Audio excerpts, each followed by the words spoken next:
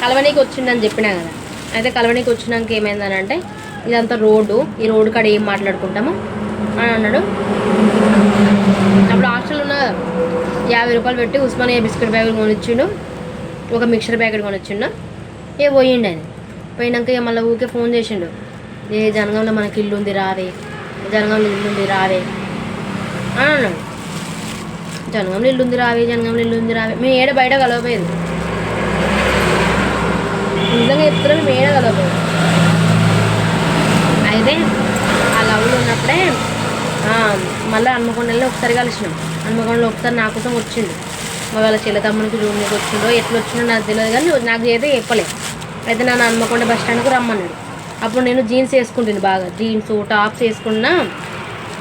అక్కడ హన్మకొండలో డీమార్ట్లు ఉంటాయి కదా, ఆ డీమార్ట్లల్లో జీన్స్ మీద టాప్స్ జీన్స్ కొనుక్కునేది, మంచి ఫ్యాషన్గా రెడీ అయ్యేది. అయితే హన్మకొండ బస్ స్టాండ్ రాగానే పోయినా. హన్మకొండ బస్ స్టాండ్ పోగానే అక్కడ ములుగు రోడ్డుకు తీసుకుపోయి, ములుగు రోడ్డు చౌరస్తా తీసుకుపోయాడు. మంచి పెద్ద రెస్టారెంట్కి తీసుకుపోయి ఆడ బిర్యానీ అయితే తినబెట్టాడు. బిర్యానీ తినబెడితే వాడు బిర్యానీ ఇచ్చే ముందు ఏమైందంటే ఇట్లా మనం వాష్ చేసుకొని బౌల్ తెస్తారు కదా వేడి వాటర్, అలా లెమన్ వేసాను. నేనేమనుకుంటా అంటే అప్పుడు అంత మైండ్ మెచ్యూర్ లేదు. 18 సంవత్సరాలు 19 సంవత్సరాలకి ఏం మైండ్ మెచ్యూర్ ఉంటుంది? ఇవి నీళ్ళు తాగుతానేంది, లెమన్ అలా లెమన్ ముక్క అంటే నిమ్మకాయ ముక్కలు పోసింది కదా, ఈ వేడి వాటర్ తాగుతారా ఏందని అప్పుడు అనుకున్నా నేను. కానీ ఇవి వేడి వాటర్ తాగుతారా అని మా వాడిని అడిగినా. మా వాడు ఒకటే నవ్వుతాడు, దీనికి ఇది కూడా తెలియదా ఊరు నుంచి వచ్చిందని. అయితే ఏం చేసినా ఇది చెప్పరాదనండి, అవి హ్యాండ్ వాష్ చేసుకుంటారు,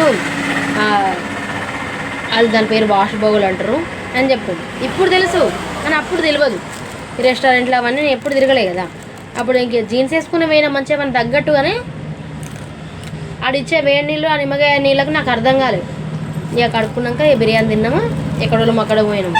అంటే నేనేమో హాస్టల్లో పోయినా, ఆయన ఎటు పోయినా తెలియదు. ఆయన అయితే జనగం పోతున్నా అని చెప్పిండు. ఆయన ఎటు పోయిండో ఏమో తెలియదు. పోయినా అంటే పోయినా అన్నాడు. అయితే జనగంకి వచ్చినాక ఏమైందంటే వస్తావా మా ఇంటికి వస్తావా అని ఊరికి అడిగాడు. మళ్ళీ కొన్ని రోజులు అయినాక 2 రోజులు అయినాక 2-3 డేసే, ఎక్కువ రోజులు గ్యాప్ లేదు. అయితే 2-3 రోజులకు మళ్ళీ మా ఇంటికి వస్తావా అన్నాడు.